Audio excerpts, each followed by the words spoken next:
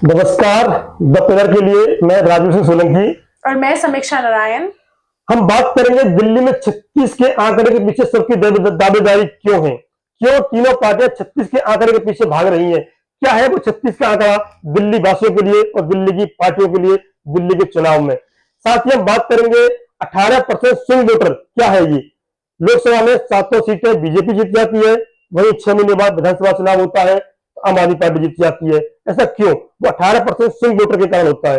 18% swing vote क्या है, इसकी बात करते हैं पहले। वैसे तो 36 का आंकड़ा मेरे ख्याल से अशुभ होता है, लेकिन शायद दिल्ली वासियों के लिए ये इस बार शुभ साबित होने वाला है। क्यों होने वाला है 36 का आंकड़ा, उसमें बात करेंगे। 18% स्विंग वोट क्या है।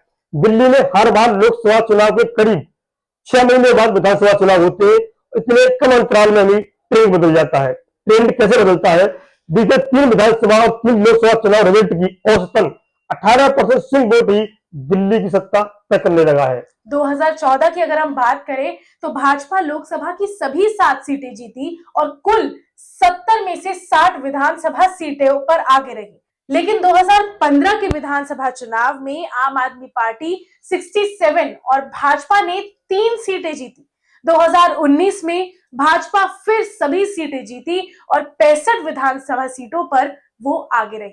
लेकिन अगर हम 2020 की बात करें तो विधानसभा चुनाव में आम आदमी पार्टी 62 सीटों पर आगे रही और 2024 में लोकसभा चुनाव में भाजपा फिर सभी सीटें जीती और 52 विधानसभा सीटों पर आगे रही। ये था लोकसभा विधानसभा 3 साल का आंकड़ा। साथ ही समझे सरकार बनाने में स्विंग वोट की क्या भूमिका होती है। पिछले 3 लोकसभा चुनाव भाजपा एक तरफा जीतती रही, आम आदमी पार्टी विधानसभा चुनाव जीतती रही। करीब उतने ही वोटर लेकर एक तरफा जीतती रही जितने भाजपा को लोकसभा में मिलती रही। कांग्रेस 2013 के बाद विधानसभा चुनाव 10% वोट भी नहीं पा सकी। 2014 के लोकसभा चुनाव के मुकाबले 2015 विधानसभा चुनाव में आम आदमी पार्टी का वोट शेयर 21.6% बढ़ गया।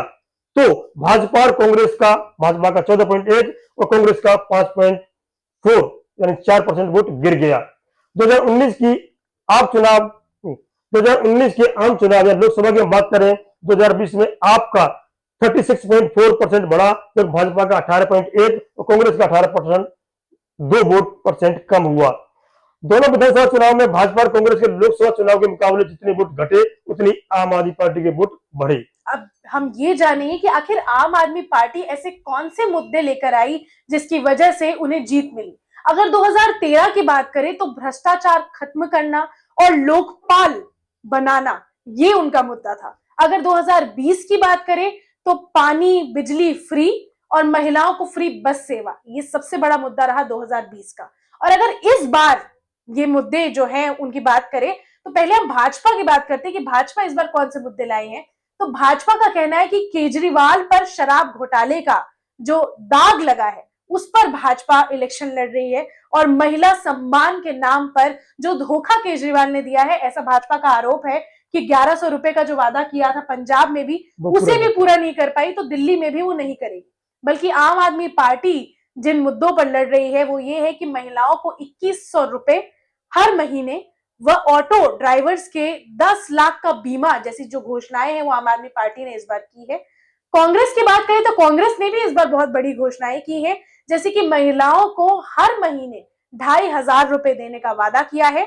और भाजपा और आम आदमी पार्टी मिली हुई है, इस चीज का भी बड़ा आरोप कांग्रेस लगा रही है और इस मुद्दे पर चुनाव लड़ रही है।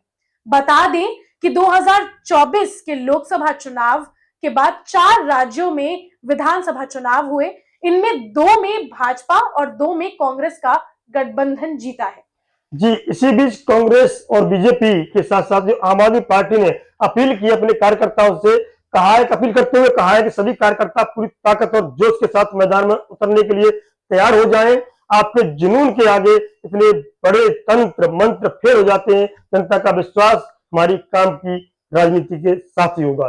साथ ही हम बता 36 के आंकड़े की जो बात है वो ये है कि 70 विधानसभा सीटें हैं दिल्ली में, और जो 36 विधानसभा जीत जाएगा उसकी जीत तय हो जाएगी, उसी का मुख्यमंत्री होगा, उसी की पार्टी सत्ता में बैठेगी। तो 36 का जो आंकड़ा है दिल्ली में शुभ है। जो पार्टी 36 का आंकड़ा जीतेगी, 36 विधानसभा जीतेगी, 70 में से 36, उसी की सत्ता दिल्ली पर काबिज होगी, वही दिल्ली की सत्ता में बैठेगा। अब देखना होगा कि ये जो त्रिकोणीय मुकाबला इन मुद्दों पर चल रहा है दिल्ली में उसमें विजय किसकी होती है और 36 का आंकड़ा किसके लिए शुभ बैठता है। ऐसी ही और वीडियोस के लिए जुड़े रहिए हमारे साथ, देखते रहिए मैच। नमस्कार।